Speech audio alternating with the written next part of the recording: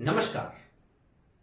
आज हम चर्चा करने जा रहे हैं कुंडली में आकृति योग के बारे में कि ग्रहों से उपस्थित होकर के कुंडली में जो आकृति बनती है उसी से भी राजयोग का निर्माण होता है।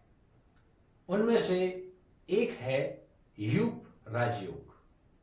जब कुंडली में सभी ग्रह लग्न में द्वितीय भाव में, तृतीय भाव में तथा चतुर्थ भाव में आकर के उपस्थित हो जाएं तो कुंडली में यूप नाम का राजयोग बनता है। जातक बहुत ही धनाढ्य, बहुत ही ज्यादा साहसी, समाज में प्रतिष्ठित होता है। उसके पास धन धान्य और परिवार से एक प्रकार से बहुत सहायता प्राप्त होती है। वह भूमि भवन का अधिपति तथा वाहनों का स्वामी होता है।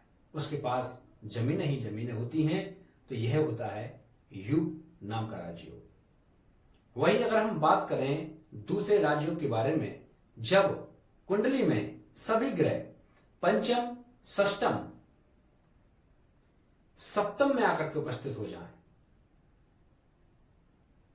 इसमें चतुर्थ भी है। यदि सभी ग्रह चतुर्थ, पंचम, षष्टम और सप्तम में आकर के विराजमान हो जाएं तो कुंडली में सर्व नाम का राजयोग बनता है।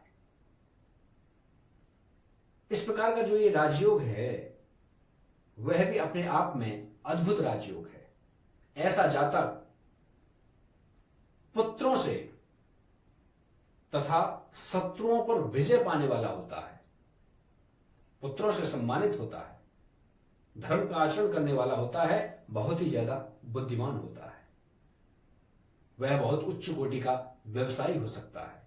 यानी कि यह कहीं ना कहीं से जो सर नाम का राजयोग है वह भी कुंडली में अच्छा ही प्रभाव करता है।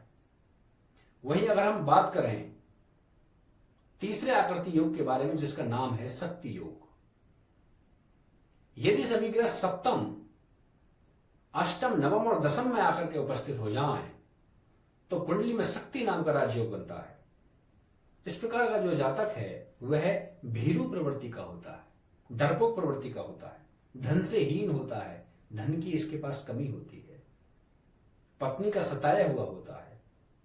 कहीं ना कहीं से ये जो राजयोग है यह दुर्योग की तरफ इशारा करता है। यह जो आकृति योग है जिसका नाम शक्ति योग है वह अच्छा राजयोग नहीं माना जाता। तो ये थे मुख्यतः 3 राजयोग जो आकृति से बनते हैं।